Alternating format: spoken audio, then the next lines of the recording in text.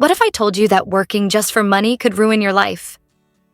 Do you remember that moment when you woke up one morning and said to yourself, "I can't take it anymore"? That feeling of exhaustion could be burnout knocking on your door. On my channel, Consulting First, I invite you to dive into the heart of this phenomenon that affects many professionals. In this video, I offer you a complete diagnosis of this phenomenon and avenues for improvement to find personal and professional fulfillment. Stay until the end. I'll give you a little gem to study, discuss carefully, and come back to each time if necessary. I'm telling you the story of this man who wanted everything, who sacrificed everything for money, and who ended up unhappy. Alex was an ambitious young man. From a young age, he had one goal: to succeed. For him, success was measured in terms of money and possessions. He worked tirelessly, sacrificing his hobbies, friends, and family on the altar of ambition. He quickly climbed the ladder of his company, accumulating responsibilities and financial rewards. But the further he went, the emptier he felt. The endless weekends, the lonely dinners, the canceled vacations. Nothing seemed to fill the emptiness growing inside him. The numbers in his bank account didn't make him happier. He realized that he had sacrificed everything for an illusory goal: the happiness he thought he would find in wealth. One evening, looking out his large window overlooking the city, he felt alone and lost. He had everything to be happy, but he felt no joy. He realized then that money could not buy the most precious things: love, friendship, and the simple happiness of the little things in life. That's when Alex decided to change his life. He quit his job, sold his belongings, and started traveling. He discovered different cultures, met extraordinary people, and learned to appreciate the little things in life. He realized that true happiness was not found in material possessions, but in human relationships, experiences, and inner peace. Be careful. I'm not asking you to sell your belongings and cross the ocean. No, your happiness may be just nearby. Just search around you and you will find your happiness. But the lessons to be learned from this story are: money doesn't buy happiness. Accumulating wealth does not guarantee happiness and can even lead to feelings of emptiness. The importance of balance. Finding a balance between work and personal life is essential. The value of human relationships. Relationships with others are essential to our well-being. The need to set life goals. It is important to define what is really important to us and not to get carried away by a frantic quest for material success. I am presenting here the consequences of this kind of lifestyle. First, the consequences on personal life. We find stress and burnout, the deterioration of social relationships, and the deterioration of health in general. 2. Then the consequences on professional life. Drop in productivity, lack of creativity, turnover, etc. When it comes to burnout, it is often translated as what is called professional exhaustion. It is a state of profound physical, emotional, and mental exhaustion resulting from prolonged stress at work.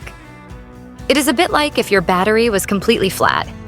Symptoms of burnout can include physical exhaustion, emotional exhaustion, and a decrease in performance. I have encountered very serious cases that have finally required the assistance of health professionals for long-term monitoring, all of which obviously leads to a deterioration in social relationships and general health.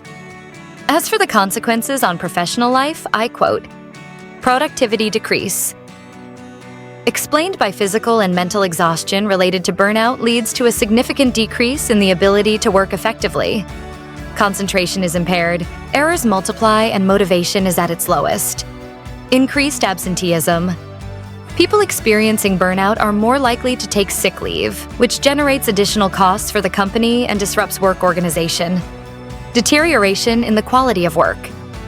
The quality of the tasks performed decreases, which can have negative consequences on customer satisfaction and the company's reputation. Relationship difficulties. Burnout affects relationships with colleagues and superiors.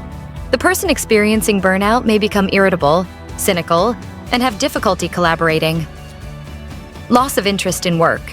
Passion and commitment to work gradually fades. The person feels demotivated and detached from his or her duties. Increased risk of accidents. Fatigue and decreased concentration increase the risk of accidents at work. Finally, for the company, what is called turnover. In the most serious cases, burnout can lead to resignation, resulting in high replacement costs for the company. Coping with burnout is a process that requires both individual actions and, ideally, the support of the company. Here are some tips for an employee facing this situation. For individual actions, recognize the problem. The first step is to admit that you are experiencing burnout. This can be difficult, but it is essential to being able to take action. Talk about it. Don't hesitate to talk to your doctor, a loved one, or a therapist. Talking about what you are going through can be liberating and help you find solutions. Take a step back. If possible, take a few days off to rest and recharge. Change your lifestyle habits. Get enough sleep. Sleep is essential for physical and mental recovery. Eat a balanced diet. A healthy diet provides the energy needed to face the day. Exercise. Exercise helps reduce stress and improve mood. Manage stress. Learn relaxation techniques such as meditation, deep breathing, prayer, or yoga. Take back control. Set achievable goals and celebrate your small victories. Review your priorities. Identify sources of stress in your professional and personal life and try to reduce them. Regarding the actions to be taken with the company, talk to your superior. Explain your situation to him or her and ask for help. Negotiate an adaptation of your position. It may be possible to reduce your workload temporarily or change your hours. Benefit from psychological support. Some companies offer support to help their employees deal with burnout. Employee rights. If burnout is recognized as linked to your work, you can benefit from certain rights. Work stoppage. Your doctor may prescribe you a work stoppage.